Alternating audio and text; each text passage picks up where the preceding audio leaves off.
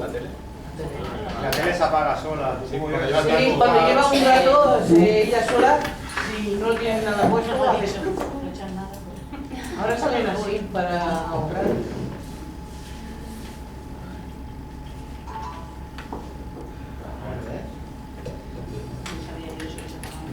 Cuando lleva un rato en la misma cadena y todo, es por si tú te quedas durmiendo, ¡pum! Se apaga y a lo mejor estás haciendo un programa. No. Bueno, pues si os parece bien en castellano, en catalán, ¿qué preferís? Catalán, castellano. Marea ratos. Bueno, pues en primer lugar, gracias por venir a esta charla que vamos a dar, tanto Monse como yo, sobre el mentoring. Os vamos a explicar un poco qué es esto, que es bastante poco conocido. Y bueno, pues esa charla trata sobre la prevención del abandono escolar y las conductas de riesgo. Entonces vamos a explicar un poquito el contexto, la situación, para que os hagáis una idea de cómo funciona. Lo haremos en dos partes. Primero empezará él con toda la parte de mentoring, y luego la segunda parte la haré más yo, que soy psicóloga, y lo haremos más desde la psicología. Explicaremos como dos lados.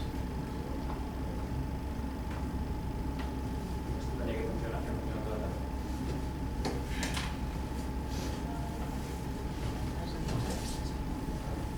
Ahora sí.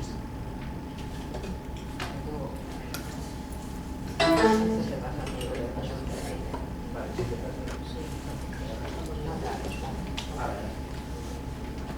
vale, sí.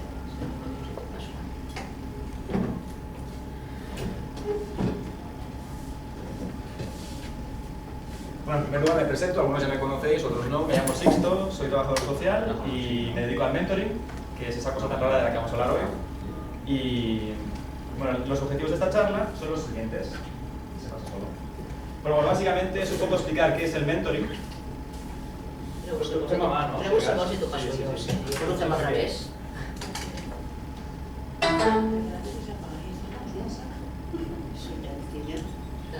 Els aparells de vegades fallen. Pues está funcionando. Está funcionando todo. Pues sí, simplemente es darle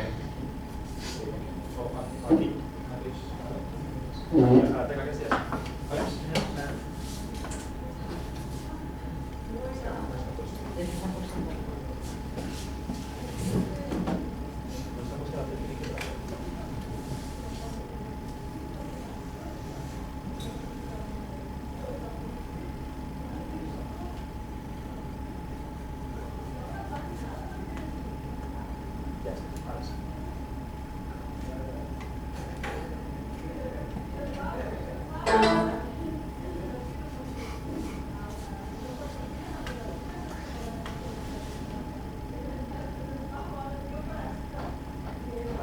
Pues ahora por fin. Bueno, pues básicamente es informar a padres y madres sobre cuál es el contexto actual en el que vivimos y la manera en que este afecta pues, en el trato con los adolescentes, que cada vez pues, parece que hay más demanda, ¿no? en ver qué se puede hacer, porque parece ser que la situación supera un poco a los padres, a los profesores, educadores en general. Entonces vamos a ofrecer una idea general de las causas del fracaso escolar y también del tema de lo que son las conductas de riesgo y también un poco la violencia, ¿no? Porque está muy ligado con las conductas de riesgo. Y luego también ver cuál es el papel que puede desempeñar el mentoring dentro de este problema social actual. También hablaremos de qué se puede hacer desde la psicología y también hablaremos del papel de los padres, qué pueden hacer los padres dentro de todo esto, ¿no? Entonces, bueno, los contenidos de la charla son los siguientes. Estamos haciendo esta presentación. Vamos a poner un pequeño vídeo que dura unos 7 minutos que explica, bueno, digamos que une el contenido que vamos a ver a lo largo de la charla. Luego hablaremos de conocerte a ti mismo, básicamente de la felicidad. El concepto de felicidad puede parecer un poco, pues, no sé, abstracto, filosófico, pero es importante en mi opinión porque tiene mucho que ver con lo que hacemos. Yo creo que todos tenemos algo en común, es que queremos ser felices y eso los adolescentes como futuros adultos yo creo que también lo desean, ¿no? Entonces es importante también ver qué creencias tenemos en torno a esta idea. Luego veremos el papel de madres y padres en el tema de la adolescencia, qué pueden hacer ellos, qué están haciendo y bueno, qué se puede mejorar o qué se puede hacer. Después, algo que está muy ligado, ¿no? También, que es el sistema educativo. ¿Cuál es el papel del sistema educativo actualmente? ¿Y qué papel tiene en el fracaso escolar también? Porque hasta qué punto el sistema escolar es responsable o no, esto también hay que verlo, ¿no? Después hablaremos de conductas de riesgo en adolescentes. Esto implica alcoholismo, drogadicción e incluso la violencia, ya sea física o verbal. Y luego pues ya hablaré un poco más de qué es exactamente el mentoring, esta palabra tan rara. Después daré paso a mi compañera Monse y luego pues haremos, si alguien quiere hacer alguna pregunta o lo que sea, pues con mucho gusto creo que tanto ella como yo responderemos. Y luego sí que al terminar podremos pasar a tomar un café y habrá unas pastitas y eso sí, la gente que se quiera quedar y si alguien quiera hablar del tema. De acuerdo, pues empezamos primero con el vídeo.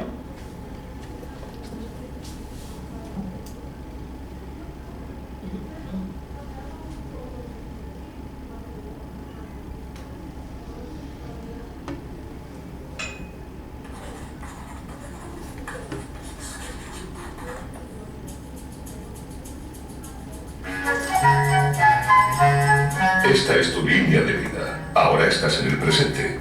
Has dejado atrás tu pasado y por delante está tu futuro. Si te preguntas a ti mismo cómo quieres que sea tu futuro, es fácil que tu respuesta sea: no lo sé, no tengo ni idea. Lo que sí sé es lo que no quiero que me ocurra. Lo normal es que sepas decir lo que te gusta y lo que no te gusta de tu presente. Y si te paras a pensarlo, te des cuenta también de lo que te gustó y de lo que no te gustó de tu pasado. Sin embargo, es más que probable que la incógnita sobre lo que deseas para tu futuro permanezca. En general, desde pequeños nos enseñan multitud de conocimientos, pero no nos enseñan a confiar en nosotros mismos. Creer en ti y tener claro lo que quieres puede ser tildado por muchos de prepotencia. Hijo, lo que hay que hacer es trabajar duro, sacrificarse y aceptar tu destino. Soñar despierto es una pérdida de tiempo. Tampoco faltará quien te recuerde que eso es como el cuento de la lechera. Curiosa fábula que alguien debió inventar para que los demás dejaran de soñar. Una pena, porque en realidad la forma de conseguir tu meta es soñar con lo que quieres, ponerle fecha de caducidad a tu sueño y luego trabajar para alcanzarlo. Te puede ir muy bien en el futuro. Todo depende de lo que tú creas. Lo primero que debes hacer es tomar conciencia de algunos sencillos conceptos, entenderlos y ponerlos en práctica. Empecemos por el concepto de zona de confort. Esta es la zona metafórica en la que estás cuando te mueves en un entorno que dominas. En ella las cosas te resultan conocidas y cómodas, sean estas agradables o no. Por ejemplo, estar atascado todos los días en el tráfico es estar dentro de tu zona de confort, porque es lo que conoces. Que tu jefe te machaque en la oficina es zona de confort, porque es lo que conoces. Que disfrutes o pelees con tu pareja es zona de confort, porque es lo que conoces. Tus hábitos, tus rutinas, tus habilidades, tus conocimientos, tus actitudes y tus comportamientos son también parte de tu zona de confort. Alrededor de tu zona de confort está tu zona de aprendizaje. Esta es la zona a la que sales para ampliar tu visión del mundo.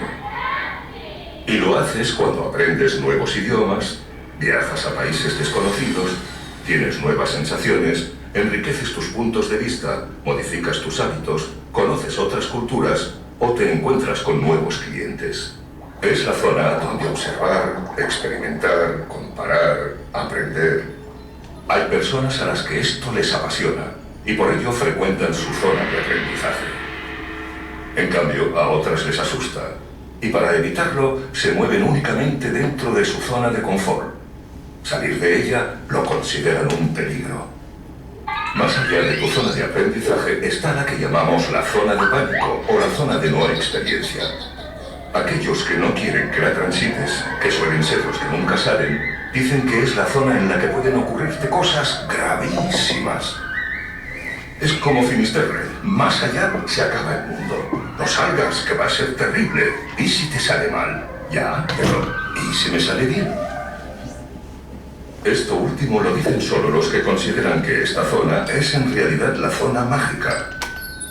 La zona en la que te pueden ocurrir cosas maravillosas que aún no conoces porque todavía no has estado allí. Es la zona de los grandes retos. Hay personas que creen que si salen a la zona mágica no podrán volver atrás, que su zona de confort desaparece. Esto es falso. Al salir lo que sucede es que extienden su zona de confort y aprendizaje.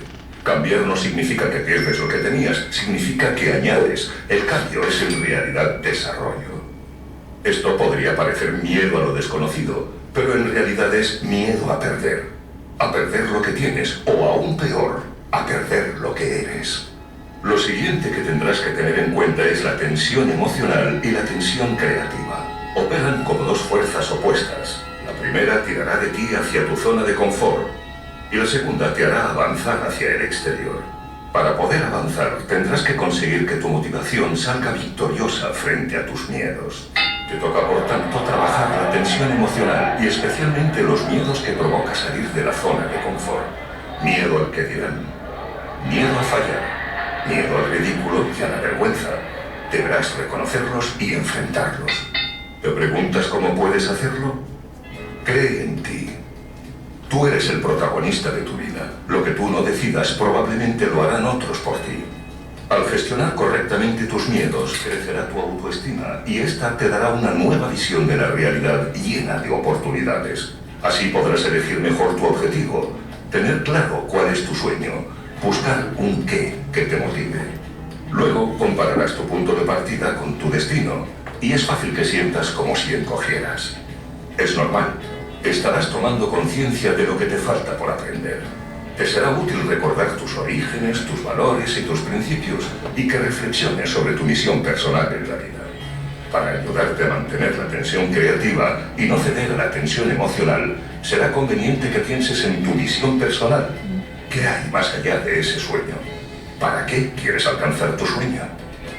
En cuanto transformes tus prejuicios limitantes, confíes en ti y en tu sueño y entiendas por qué y para qué lo haces, habrá llegado el momento de pasar a la acción y dejar atrás tu zona de confort. Experimentarás el placer de aprender a perseguir tus sueños. Puede que al principio te sientas poco competente y vulnerable, que pienses que es arriesgado. No pasa nada. Eres humano y no lo sabes todo. Estás aprendiendo. Enhorabuena. Estás avanzando hacia tu sueño. Lo que te falta para comenzar a recuperar tu sensación de competencia es volver a tu zona de confort, a por los recursos personales que sin duda tienes y que con las prisas olvidaste utilizar. Coge los necesarios. Ten paciencia con tu preparación, confianza en tu objetivo. Prepara bien tu estrategia. Sé perseverante y positivo. Y antes de lo que te imaginas, tu sueño se habrá hecho realidad. ¿Te atreves a soñar?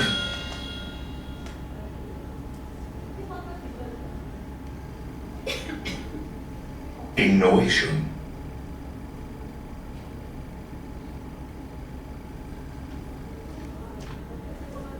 Bueno, pues este es el vídeo que os queríamos enseñar y que de alguna manera pues hila todo lo que vamos a ver.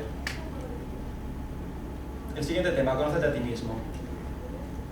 Esto tiene que ver en realidad con la felicidad. Ahora es la... Bueno, aquí hay una viñeta de Mafalda que a mí personalmente me gusta mucho, no sé si a alguno de vosotros os gusta, ¿no? Pero básicamente, no sé si se puede leer o no se puede leer. Ella le dice, ¿qué te parece esta frase, Felipe? Conoces a ti mismo, me parece excelente, es más, de hoy en adelante comenzaré a ponerla en práctica. Sí, señor. No voy a parar hasta llegar a conocerme a mí mismo y saber cómo soy yo realmente. Dios mío, ¿y si no me gusto? ¿No? Quizá eso es una cosa que hace que las personas tengamos tendencia a siempre estar volcadas fuera, ¿no? A echar la culpa fuera, a no responsabilizarnos de nosotros mismos, que al fin y al cabo somos los únicos responsables de nuestra felicidad, de nuestro bienestar. Entonces, yo creo que todos podemos estar de acuerdo en algo, y es que todos queremos ser felices. Quizá en lo que no coincidamos será en la manera en que busquemos esa felicidad. Algunos la encuentran viajando, otros la encuentran investigando, hay muchísimas maneras. Pero en todo caso, para que pueda llegar a un buen fin, para que podamos llegar a alcanzar un buen bienestar, necesitamos reflexionar sobre qué es lo que somos, quiénes somos, a dónde vamos, qué pretendemos en la vida, ¿no? ¿Cuáles son nuestros potenciales? Pues, ¿qué es la felicidad? ¿No? ¿Existe un consenso sobre qué es la felicidad? Yo creo que, no sé, supongo que alguna vez habremos pensado qué es, pero ¿qué es el placer, la alegría? No queda claro, ¿no? Bueno, pues nuestro amigo Punset, que yo creo que es un personaje entrañable, pues tiene una opinión sobre el tema, y él cree que es una combinación de 4 ingredientes.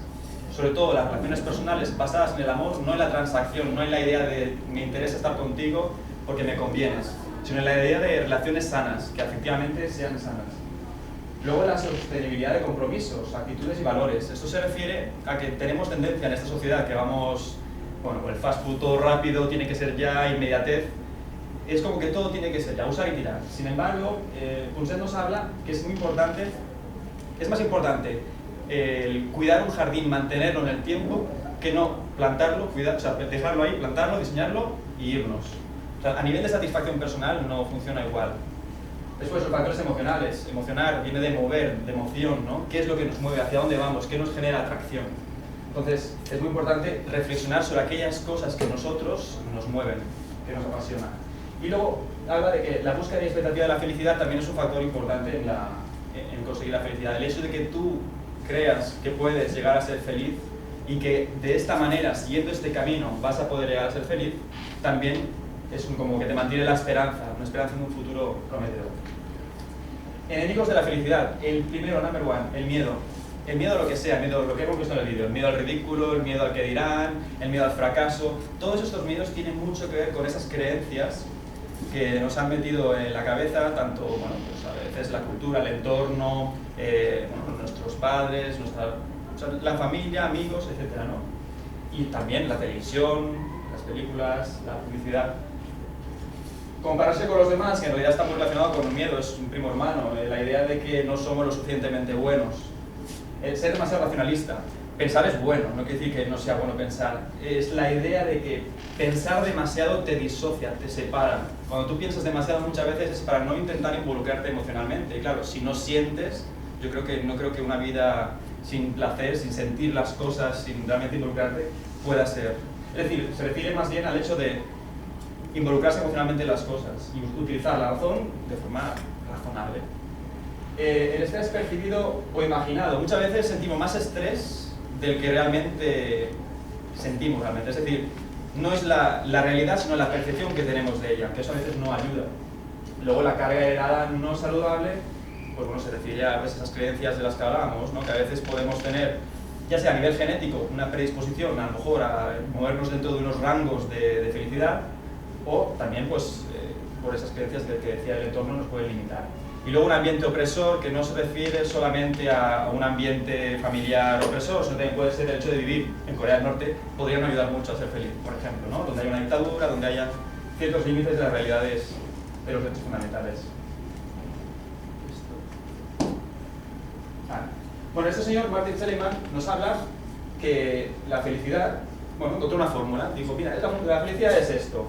Él habla de felicidad, de auténtica felicidad. Y dice que es esta fórmula, es la suma de un rango fijo de felicidad, de las circunstancias de la vida y de las variables voluntarias, que ahora vamos a explicar lo que es cada cosa. El rango fijo de felicidad tiene mucho que ver con lo heredado genéticamente, el temperamento, es decir, esas cualidades que tenemos heredadas. Tiene que ver también con el carácter, esas cosas aprendidas por modelado en el entorno, a veces por imitación. Y nos habla de que nosotros más o menos nos movemos dentro de un rango digamos, de felicidad, como es más o menos podemos oscilar, pero tenemos tendencia a movernos dentro de un rango.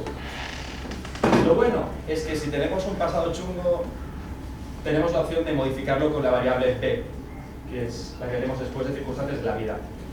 Las circunstancias de la vida, que si la crisis, que si... En realidad tiene una incidencia moderada en lo que se entiende por la percepción de felicidad. Y menos mal porque son difíciles de cambiar, es una circunstancia que no podemos cambiar la crisis de la noche a la mañana.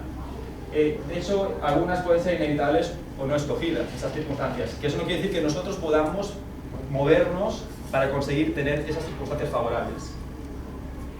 ¿Cuáles son las circunstancias que generan un efecto positivo? Vivir en democracia, ayuda, una verdadera democracia.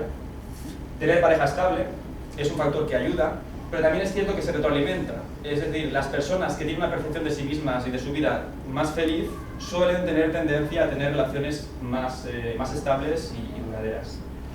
Evitar acontecimientos y emociones negativas. Esto no quiere decir no implicarse ni responsabilizarse, sino que a veces tenemos cierta tendencia a victimizarnos o a excedernos a la hora de implicarnos o bueno, sentirnos culpables, y que de hecho de esto vamos a hablar muy bien después. Luego, la riqueza de relaciones personales, somos animales sociales. Es muy importante sentirnos apoyados por los que queremos, nos quieren.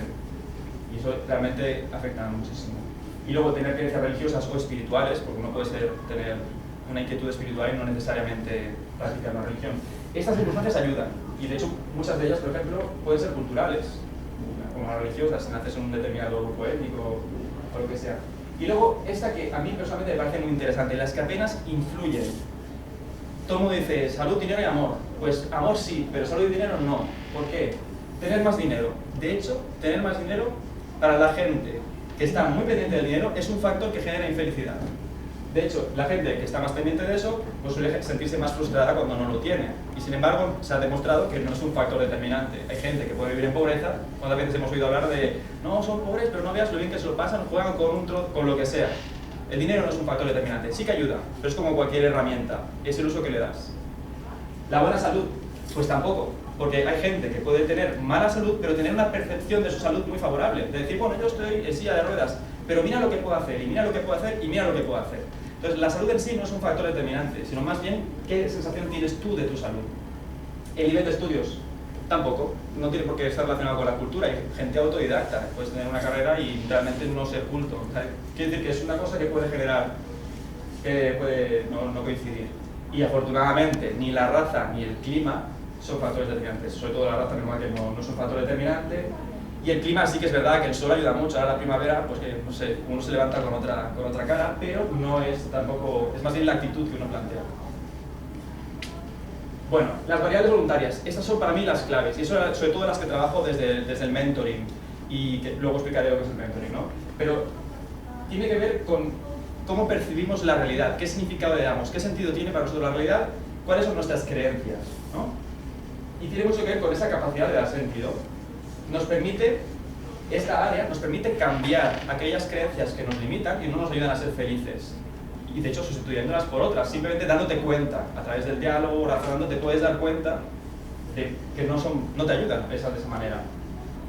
Entonces, según este autor, la clave de la auténtica felicidad consiste en promover las emociones positivas. Es decir, pues, bueno, ya lo dice, ¿no? El hecho de buscar aquello que te hace sentir bien. Eso es lo más importante, obviamente teniendo en cuenta a los demás, claro. Entonces, conócete a ti mismo. Este es el aforismo que aparece en el templo de Delfos, ¿no? Donde iban al oráculo. ¿Por qué es tan importante? Bueno, los antiguos, y yo creo que sigue teniendo vigencia este mensaje, creían que es imposible ser felices si no nos conocemos a nosotros mismos. Tenemos que plantearnos quiénes somos y qué queremos hacer en la vida, qué es lo que nos gusta, qué es lo que nos mueve. Porque muchas veces estamos haciendo cosas que realmente no nos satisfacen. Y sí que es cierto que las circunstancias pueden no ayudar, pero siempre tenemos responsabilidad en qué podemos hacer dentro de las cartas que nos ha tocado en esta mano. Entonces, si sabemos quiénes somos, podemos hacer aquello que nos hace felices, desarrollar nuestro potencial y realizarnos como personas. De hecho, esto es muy importante para la felicidad, hacer aquello que nos guste realmente. Y si no nos podemos ganar la vida con ello, como mínimo que tenga una parte importante en nuestra vida. Eso es muy importante. Y luego, el contexto social y cultural en el que vivimos ahora nos ayuda. Claro, conocernos a nosotros mismos en un contexto que lo que está buscando siempre es que estemos fuera, consumir rápido, la inmediatez, y tienes que tener todo lo que tú quieres, y si no lo tienes, tienes derecho a exigirlo. O sea, es una serie de cosas. La superficialidad tampoco ayuda, ¿no? Y bueno, y el nihilismo en no creo en nada, y como no creo en nada, pues hago lo que me da la gana, porque total, si nos vamos a morir. El hecho de la percepción que uno tiene de la muerte también condiciona mucho cómo se vive la vida. Pues, entrando en el tema de los adolescentes, ¿cómo entienden los adolescentes la felicidad, no? Para ellos, aunque parezca que no, la familia es fundamental. Sí que es cierto que a medida de que entran ya en la adolescencia plena, cada vez tienen tendencia a avanzar hacia las amistades y hacia fuera del entorno básico. Pero la familia siempre es importante. Luego, para ellos es muy importante sentirse respetados, apoyados, valorados y sentir que pueden hablar, que puede haber un diálogo. Porque, de hecho, muchas veces el hecho de que se les pueda hablar con autoritarismo, ellos quieren ser adultos. No te preocupes. Realmente un adolescente es un aprendiz de adulto y poco a poco tenemos que darle la oportunidad de que empiecen a desarrollarse como adultos. Y eso implica poder llevar un diálogo, no de igual a igual en el sentido a la toma de decisiones, pero sí de igual a igual en el sentido de respeto. Entonces, lo que decía, ¿no? Existe la transición de la familia a los amigos. ¿Pero por qué? Porque ellos buscan autoafirmarse como persona, tienen que cuestionar aquello de lo que vienen. Y precisamente es a partir de los 14, 15 años, cuando ellos empiezan a tener la capacidad de abstracción, de empezar a cuestionarse y temas más abstractos. Por eso los valores, las creencias, son fundamentales, porque eso es lo que, al fin y al cabo, es lo que guía lo que hacemos. Nosotros hacemos aquello que realmente nos motiva y aquello en lo que creemos. El papel de madres y padres. Este es tema interesante. Bueno, Jorge es otro que me encanta.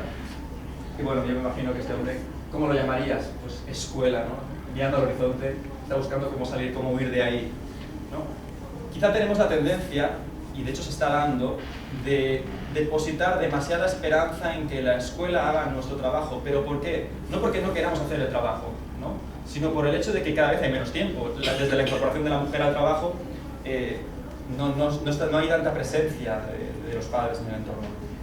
Entonces, la familia es el agente socializador universal primario, o sea, donde empezamos a aprender a relacionarnos, donde empezamos a querer, a amar, a ser amados, a relacionarnos. Es muy importante para el desarrollo de nuestras creencias. Si tú creces en un entorno en el que te hacen creer que la vida es dura y que hay que ganarse la vida y tal, llega un punto en que, claro, entiendes que la vida es así y al final acabas haciendo que tu vida sea así, ¿no?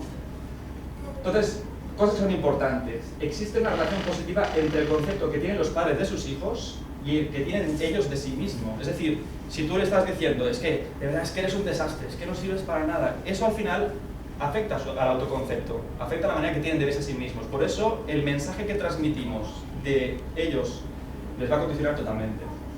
Luego, hay evidencias que hablan de que los adolescentes con una relación más estrecha con los padres tienen mayor niveles de autoestima, y esto implica también pues, la calidad, no tanto la cantidad, sino la calidad de la comunicación, que es un tema fundamental, por el que le invité a Montse a esta charla, porque realmente ella creo que nos podrá dar luces sobre la importancia de este tema. Es fundamental, yo creo que quizá el más importante.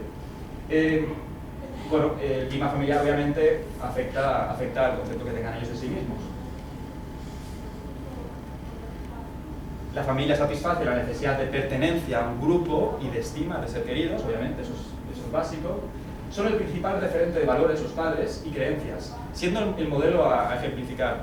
De hecho, sí que es cierto que existe el fenómeno este fan y que, bueno, que buscan ídolos fuera y todo, pero realmente para imitar, para modelar, los adolescentes necesitan sentirse identificados.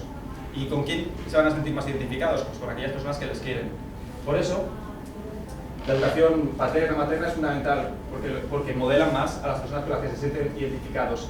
Y luego otra cosa, donde dije digo, es muy importante la coherencia entre lo que se dice y lo que se hace. Por ejemplo, decir no fumes y yo fumo es contradictorio, ¿no? Que también, a ver, dejar de fumar, no sé si son fumadores o no, es que no es fácil para nadie, y también se puede hablar desde la experiencia, o sea que depende de cómo se canalice eso, puede ser útil. Sobre todo que perciban coherencia en el mensaje, eso es muy importante. Entonces, estilos de liderazgo en la familia. ¿Cómo, digamos, los padres ejercen su autoridad o su potestad, o como lo queráis llamar, digamos, ejercen su ejemplo sobre los adolescentes? El estilo óptimo es el democrático, que implica que sea participativo. Otra vez más, para que sea participativo tiene que haber comunicación. Es exigente. De hecho, los adolescentes quieren retos, quieren que se les exija. De hecho, nos lo están pidiendo, por eso nos retan constantemente, para ver si estamos a las alturas de sus exigencias. Pero tiene que ser justo, porque de hecho, en la escala de valores de los adolescentes, la justicia está entre el top 3. El primero es la amistad, por cierto. Responsable. Debe asumir las consecuencias de sus actos. Es decir, que incluso los padres también pueden equivocarse. Y es bueno que lo reconozcan también, porque no es un síntoma de debilidad reconocer un error, al contrario, es de fortaleza. Genera corresponsabilidad. Si tú eres responsable, estás enseñando un modelo de conducta, estás enseñando a ser responsable, y eso hace que los adolescentes también sean responsables. Crea confianza y lazos más fuertes, eso está claro. Y además otra cosa muy buena, y es que si el adolescente se siente querido en su entorno, acepta las críticas, porque sabe que no estás juzgando a la persona, estás juzgando el acto, que es muy diferente. Esto que has hecho no me ha parecido bien, no es tú me pareces mal, o tú... Y a veces no sabemos separar el acto de la persona. Eso es muy importante.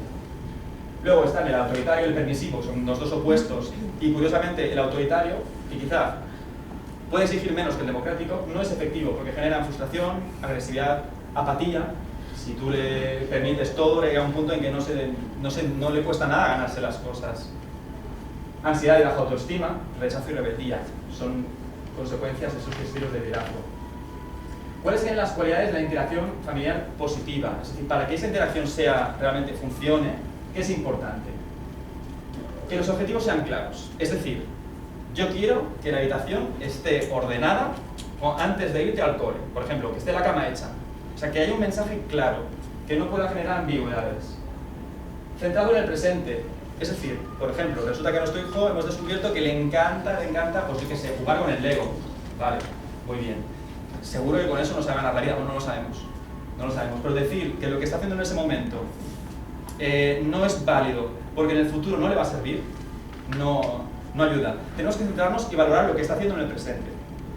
Luego, permitir cierto grado de decisión y autocontrol. Esto va en relación también a la edad. No vamos a estar permitiendo el mismo grado de autocontrol que uno de 12 que uno de 17, ¿no? Entonces, pero sí es importante, si tenemos en cuenta que los adolescentes son aprendices de adulto, tenemos que darles la facilidad para que poco a poco puedan llegar a ser más libres y más responsables. Es importante promover la motivación y el compromiso. Motivación, sobre todo, intrínseca. Es decir, que ellos sean capaces de autorregularse, de decir, lo hago porque yo tengo motivos para hacerlo, no porque tú me das premios o castigos, que esa sería la motivación extrínseca, ¿no? Sino que por ellos mismos. Y eso implica trabajar las creencias, implica trabajar los valores y las motivaciones. Y el compromiso es simplemente para darle esa sostenibilidad de la que hablaba Punset, ¿no? De hay que darle constancia, porque si no, podemos empezar 1000 cosas, pero nunca las acabaremos. Retar, estimular la exploración de la zona de aprendizaje, de la que veíamos en el vídeo. El reto es fundamental, los adolescentes están retándonos constantemente. Y yo creo que es bueno entrar en ese reto, pues y realmente exige mucho. Pero yo creo que merece la pena, porque si lo sabemos llevar, nos vamos a conseguir que nos respeten y que realmente nos tomen como modelo. Entonces, los padres deben facilitar progresivamente la apertura al mundo exterior de sus hijos, moverse fuera de los límites de la zona de confort que veíamos en el vídeo, ¿no? Tenemos que incentivarlos y motivarles a que salgan de esa zona, a que realmente exploren nuevas cosas, porque somos personas, no somos etiquetas bidimensionales, somos poliedros, somos una figura que tiene muchas caras y tenemos que explorarnos, ¿no? De esa riqueza que tenemos, ese potencial. Luego también, por otra parte, los hijos deben ganarse la confianza, o sea, no es simplemente, no, te doy libertad porque toca ya, porque ya tienes 18 años o lo que sea, no, a ver, tiene que ser proporcional y en relación a la respuesta que estamos recibiendo. O no hay que olvidar lo que decía, ¿no? Que un adolescente es un aprendiz de adulto, por tanto, no hay que olvidar que el objetivo final es ese, que se emancipe. El siguiente tema, pues, digamos que es el otro pilar básico que afecta a las creencias de los adolescentes, ¿no? ¿Qué otro pilar afecta y condiciona a sus creencias y valores? Bueno, esto es no se ve tampoco, ¿no? Imagino. Dice, profesión, le pregunta este funcionario, dice, animadora, educadora, actriz, mamá, psicóloga, guía turística, acompañante, traductora, ponente, lingüista, psiquiatra, diseñadora, formadora, escritora, dibujante, gesticuladora y paseante. Y dice, todo eso no cabe. Y dice, pues ponga maestra, que es lo mismo. O sea, al fin y al cabo, le estamos pidiendo al sistema educativo, a los profesores, más bien a los profesores, que hagan algo para lo que prácticamente no tienen recursos. O sea, realmente están desbordados. ¿Cuál es la importancia de este tema? El centro educativo es, digamos, el siguiente escenario clave donde el adolescente empieza a adquirir nuevos valores. Entonces, es el lugar además donde se encuentra con los amigos y compañeros y donde también aprende nuevas formas de querer, de afectividad y de expresión emocional y de comunicarse. Esto es como, yo lo comparo con los presidiarios, con los delincuentes, pero ahora veis por qué, no son ustedes. Un delincuente, ¿dónde aprende realmente a ser mejor delincuente? En la cárcel. En la cárcel. ¿Sí? ¿Por qué? Porque, por ejemplo, nosotros tenemos un adolescente y controlamos lo que ve en la tele para que no tenga ciertas influencias que no nos interesan, que es legítimo. Pero claro, tú no sabes lo que ve el compañero de clase que se sienta al lado, no sabes lo que ve Manolito. Entonces, ¿qué pasa? Que entre ellos, en la cárcel, ¿no? Pues se pasan información, modus operandi, mira, pues yo conozco un contacto, mira un piso franco, no sé. Entre ellos están compartiendo valores, creencias, información que hace que nuestro trabajo en casa pueda verse afectado. Por eso es muy importante y es lo que se llama el currículum oculto. El currículum oculto es el conjunto de conocimientos, valores y actitudes transmitidas de forma informal entre compañeros. Es lo que, digamos, no se está solapado, ¿no? Está debajo de lo que se enseña básicamente en la escuela, que son conocimientos. Y también eso implica un aprendizaje de una forma de sentir y relacionarse con las personas. Sin embargo, bueno, yo no sé si alguna vez lo habéis hecho, no es muy interesante hacerlo, pero cuando uno lee la Ley Orgánica de Educación, de todas las que ha habido, porque cada legislatura hay una diferente, en los principios, la filosofía, en los valores, hablan de cosas que son maravillosas que yo digo, pero por Dios, si es que con esto tendríamos que tener un sistema educativo increíble. De hecho, uno de los conceptos que más se hablan es en la formación integral del individuo, no solamente a nivel de conocimientos útiles, sino, es decir, que esa persona sea una persona realmente que pueda aspirar a un bienestar, y en valores. Esto lo pueden leer en cualquier ley de educación. Sin embargo, la realidad es muy distinta. ¿Por qué, no? Bueno, se puede explicar sobre todo por la falta de recursos y porque luego veremos de dónde vienen los sistemas educativos. Otro factor que también es más importante incluso para valorar el rendimiento académico no es tanto los factores intelectuales, es decir, por ejemplo, es que mi hijo suspende, es que es tonto. ¿Por qué es tonto? La inteligencia primero es muy diversa, hay muchos tipos de inteligencia y de hecho nuestro sistema educativo promueve solamente unos tipos concretos de inteligencia. Y luego otra cosa, los factores emocionales son muy importantes, la motivación que tenemos hacia el estudio. A lo mejor estamos pasando por una crisis en casa que nos está afectando en la motivación. Por lo tanto, no hay que valorar las capacidades del adolescente en base a su rendimiento académico, porque no es un factor que pueda definirlo bien. El sistema educativo no puede hacer frente a las carencias emocionales, que debería ser una de las funciones del sistema educativo. Y es el currículum oculto quien ocupa este lugar. Por eso habla de ese peligro, ¿no?, de no hacer frente a ese daño. Y de hecho, el currículum oculto es un reflejo de los valores de la sociedad transmitidos por los medios, publicidad. Estamos hablando de consumismo, materialismo y todo eso que realmente debería preocuparnos mucho y a todos, porque no nos va a llevar a buen puerto. Entonces, la motivación, ¿cómo motivamos? Porque, de hecho, un problema que se encuentran los profesores, yo tengo amigos y amigas que son profesores de ESO y de bachillerato, y es cómo enseñas a alguien, sobre todo en la ESO, que en el bachillerato ya se supone que están ahí porque quieren, pero cómo enseñas a un alumno que no quiere estudiar, que no tiene motivación para estudiar. ¿Cómo lo haces? Es que es muy difícil. Es muy difícil y sin embargo tiene que estar ahí hasta los 16. ¿Cómo lo haces? Entonces, por eso es tan importante las creencias.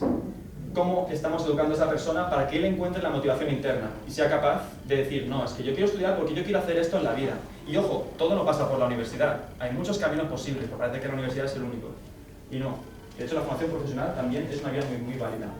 Y en países bastante más avanzados como nosotros, como por ejemplo Alemania, la formación profesional es increíble y está muy, muy, muy respetada, de verdad. Yo creo que tenemos que aprender de eso. Entonces, la motivación tiene mucho que ver con las metas que nos planteamos, los sueños de los que hablaba ese vídeo, ¿no? Tenemos que buscar esos sueños, esas pasiones. ¿Qué percepción tenemos de ese sueño? ¿Cómo nos sentimos emocionalmente hacia esa meta? Y luego también nuestra percepción de eficacia, es decir, hay que plantearse metas que sean realizables. Si no vamos a poder hacer, pues estamos siendo poco realistas y probablemente vamos a generar frustración, ¿no? Bueno, el contexto actual. Vivimos en una sociedad de riesgo, inestabilidad, incertidumbre sobre el futuro. ¿Tenemos idea de cómo va a ser el mundo dentro de 5 años? Yo creo que... Imaginaros cuando se jubilen los adolescentes que estamos viendo ahora. ¿Cómo va a ser la sociedad, ¿no? Ahora mismo está cambiando de una forma exponencial, de tal manera que, ¿cómo podemos decir a nuestros... Bueno, yo no tengo hijos, pero los que tienen hijos, ¿cómo le puedes decir a los hijos, haz esto porque te irá bien? No podemos, simplemente no podemos. No sabemos qué es lo mejor. En el sentido de, estudia esto o haz lo otro. Pero sí hay cosas que siempre van a funcionar. Que es, bueno, en este caso, hay una necesidad constante de adaptación, de desarrollar los potenciales latentes y la creatividad. ¿Por qué? Porque si tú desarrollas tu potencial, aquello para lo que tienes una predisposición, y desarrollas tu creatividad, siempre vas a encontrar la manera de adaptarte al cambio, de adaptarte a la inestabilidad. Por eso es muy importante desarrollar la autoconfianza.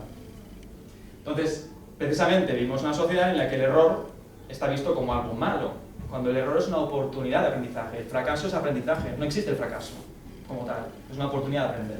Lo que explico, bueno, de Edison, ¿no? Que dijeron que hizo 1000 intentos para conseguir una bombilla, y dice, bueno, ¿y cómo es que tantos errores, no? Y bueno, he aprendido 1000 maneras de cómo no hacer una bombilla, y gracias a eso he aprendido a hacer una bombilla. Pues eso es muy importante, sacar el provecho del error, y por eso hay que ayudar a los adolescentes a que lo vean como una oportunidad. Si no estás preparado para equivocarte, es que no puedes ser original, no puedes ser creativo. Si no estás preparado para el fracaso, entonces lo que decíamos, que estigmatiza el error, y además soñar es de ilusos, porque hay que ser prácticos, tenemos que trabajar, tenemos que ganarnos la vida. Y bueno, pero ¿qué pasa? Los sistemas educativos, todos los sistemas educativos de este planeta, no sé de otros, pero de este sí, vienen del siglo XIX, cuando la revolución industrial. Todos. ¿Por qué? Porque surge una necesidad de mano de obra formada y preparada.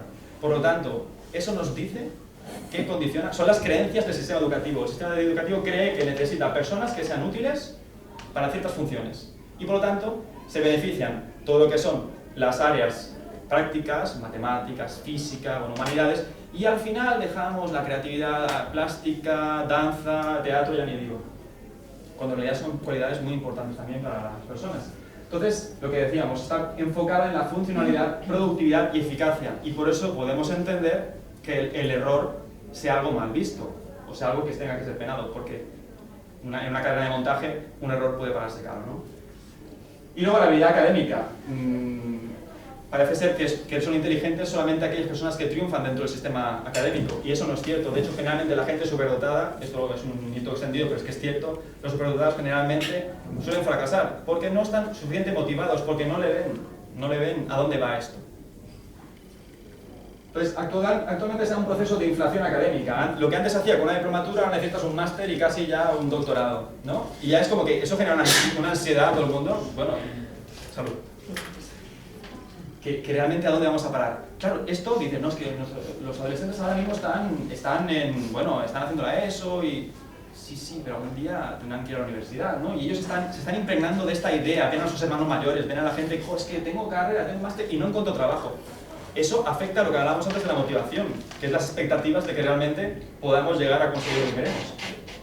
La inteligencia es diversa. Hay inteligencia de movimiento, visual, musical, inteligencia racional. Hay muchos tipos de inteligencia. Y sin embargo, solo se promueve la racional, la abstracta, para ciertas cosas. Luego es dinámica, interactúan esas inteligencias entre sí. Y el hecho de que interactúen hace que cada uno tenga una propia inteligencia única. Es decir, cada uno hace un cóctel de sus propias inteligencias. Y eso es lo que nos lleva a la creatividad, que es la capacidad de crear ideas originales que tienen un valor. Y esa es la diferencia con la imaginación. La imaginación podemos imaginar mil cosas, mil historias, fantasías. Pero la creatividad implica crear, implica hacer algo útil, ya sea material o ya sea una idea, pero útil. Entonces, la educación debe servir para un desarrollo integral de las personas, es decir, psicológico, físico, emocional, integral. Debe promover que las personas sean felices. Ese es el objetivo que todos estamos aquí, creo que queremos lo mismo. Y no solamente ser felices, sino contribuir a que los demás lo sean. Y sobre todo, algo que es fundamental, haciendo aquello que nos apasiona. Eso es muy importante, porque si hacemos lo que nos apasiona, a pesar de las dificultades, tendremos la energía y la motivación para perseverar. Por eso es más importante que los adolescentes hagan lo que realmente les mueve antes que lo que tiene salida, que es un error muy común. Conductas de riesgo en adolescentes. Bueno, de hecho, luego si os interesa, encima de esa mesa hemos dejado, tanto Monse como yo, información de unos talleres que vamos a dar aquí. Yo doy uno sobre conductas de riesgo, que habla, en este caso, sobre el alcoholismo, prevención de alcoholismo, drogadicción. Yo he trabajado en una comunidad de desintoxicación de personas que tenían problemas con el alcohol y otras drogas, porque ahora es muy común el policonsumo, el combinar, ¿no? ¿De dónde viene esto? Bueno, si tenemos en cuenta que vivimos en una sociedad que promueve el placer a todo riesgo, que estamos buscando la inmediatez y a la vez estamos en una sociedad que también de alguna manera promueve la frustración, porque nos está castrando la educación, nos castra la creatividad, no promueven que nos desarrollemos de forma integral, eso genera mucha frustración y las drogas y los que hacen negocio con las drogas lo saben. Entonces es muy fácil coquetear con experiencias nuevas, ya sea porque uno quiere experimentar estados alterados de conciencia, que no suele ser la mayoría de los casos, en el caso de los adolescentes, o simplemente probar experiencias nuevas. Entonces, están en contacto constantemente con este tipo de sustancias y es interesante ver qué se puede hacer para prevenirlo. Porque de hecho, en el taller que vamos a dar aquí, habla sobre estos temas. Uso, abuso y dependencia. No es lo mismo usar drogas que abusar, que depender. La dependencia, o sea, el uso y el abuso se pueden prevenir, la dependencia se tiene que tratar. De hecho, una cosa que no se sabe, existe el tabú de que la adicción es un problema de falta de voluntad, de que no tiene voluntad para dejar el alcohol.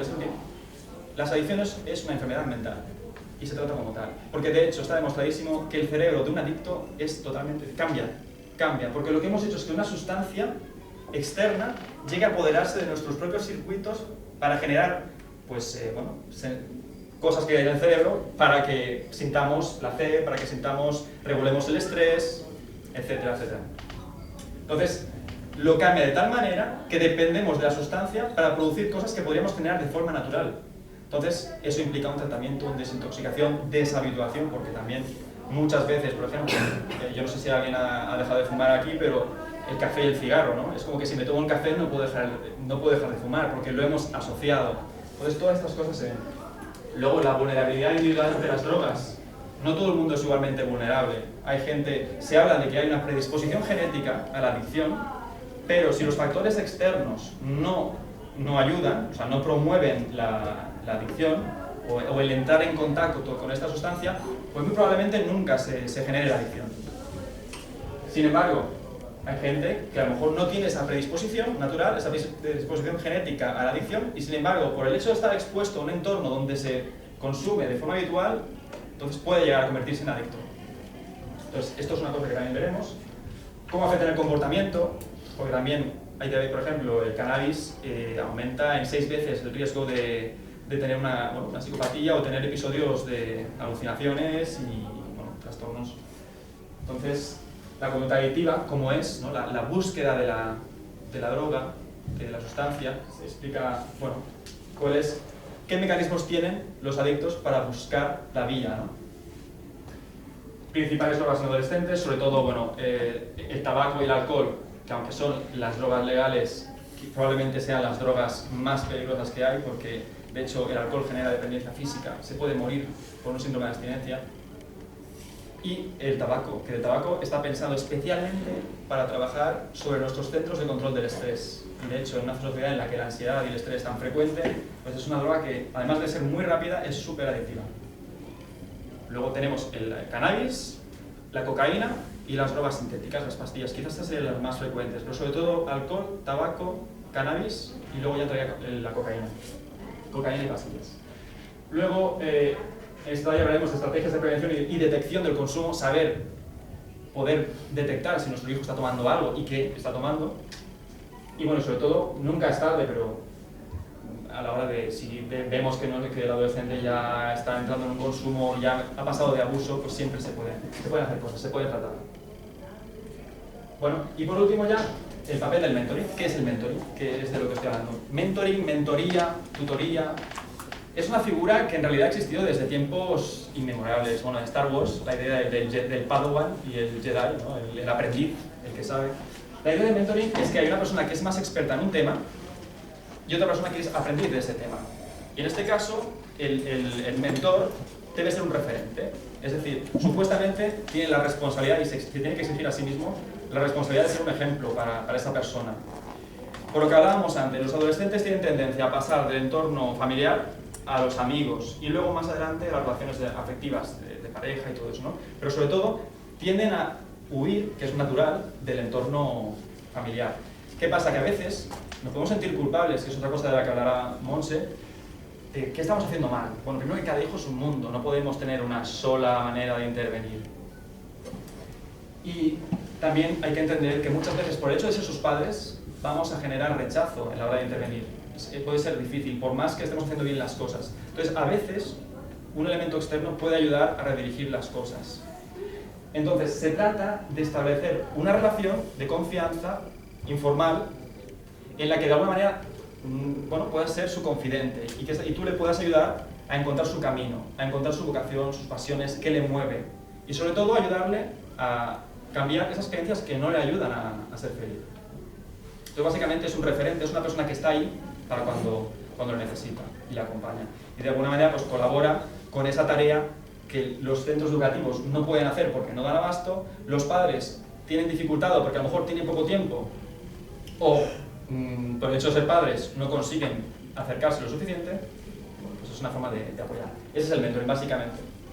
Y por mi parte esto es todo. Después si hay alguna pregunta pues con mucho gusto y ahora ya daría paso a Monse, ¿vale?